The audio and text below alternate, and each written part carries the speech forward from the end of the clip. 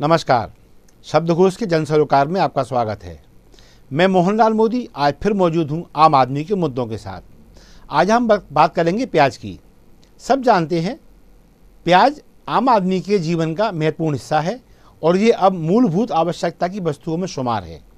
कोई सब्जी नहीं जिसमें प्याज का इस्तेमाल नहीं होता हो। यहाँ तक कि जिसे सब्जी नसीब नहीं होती वो गरीब आदमी प्याज तोड़कर उसमें नमक मिर्च डालकर और भोजन करके अपनी तृप्ति का अनुभव कर लेता है। ऐसी प्याज जब आम आदमी के हाथ से जाने लगे और किसान तक उसका भाव ना पहुँचे तो समझ जाना चाहिए कि इसकी कालाबाजारी हो रही है। ऐसा ही मामला जब मुंबई में देखने को मिला तो लोगों की अचानक समझ में नहीं आया कि ये हो क्या रहा है।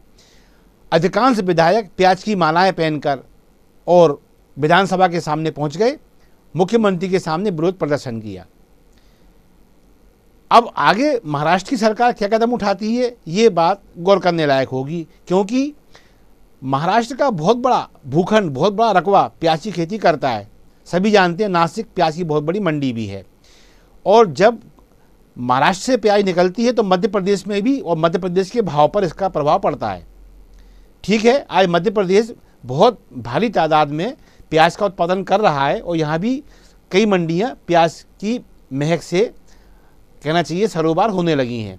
लेकिन फिर भी प्याज के बीच का जो हिस्सा है आय का, ये कहाँ जा रहा है? यदि इस पर सरकार ने, चाहे महाराष्ट्र की हो या मध्य प्रदेश की हो, इस पर गौर नहीं किया तो आने वाले समय में सरकार को परेशानी का सामना करना पड़ सकता है। क्योंकि देखने में ये आ रहा है कि किसान जब प्याज लेकर मंडी पहुंच रहा है तो उसको 2 रुपये किलो प्रति किलो का भाव दिया जा रहा है। अब देखिए उसमें कि किसान की महीनों की मेहनत, उसकी देखभाल, उस पर बीज का खर्च, एक परिवार पूरा लगा रहा, उसकी अपनी मजदूरी, सिंचाई के साधन उसमें झोंके, बिजली की खपत, डीजल की खपत, और जब काट के आई तो मजदूरी, फिर किसी ट्रॉली में किसी वाहन में भरकर वो मंडी तक लाए। इस सब के बावजूद प्याज का भाव 2 रुपये किलो। और उसके बाद स्थिति ये है कि आम आदमी को प्याज का भाव वही 20 रुपये किलो, 15 रुपये किलो, इसके नीचे अच्छी प्याज की कल्पना आप नहीं कर सकते।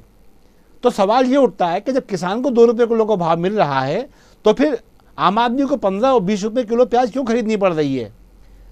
साफ बात है, इसमें दलाल, बिचौलिए या आड़तिए ये बीच में कमाई मार रहे हैं। ये किसान को 2 रुपये किलो का भाव देते हैं और आम आदमी के पास पहुँचते पहुँचते प्याज इतनी महंगी कर, प्याज क्या हर सब्जी, अभी प्याज पर करेंगे सिर्फ कि प्याज 2 रुपये किलो खरीद होने के बावजूद भी आम आदमी को 15-20 रुपये किलो से कम नहीं मिल रही है।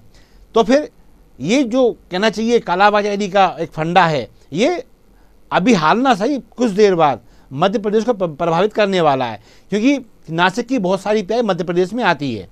जब बिचौलिए, आड़तिए, दलाल इतना ज़्यादा मार्जिन इस प्याज में मारेंगे तो बिल्कुल ये स्पष्ट है कि आने वाले समय में मध्य प्रदेश में प्याज महंगी होने वाली है।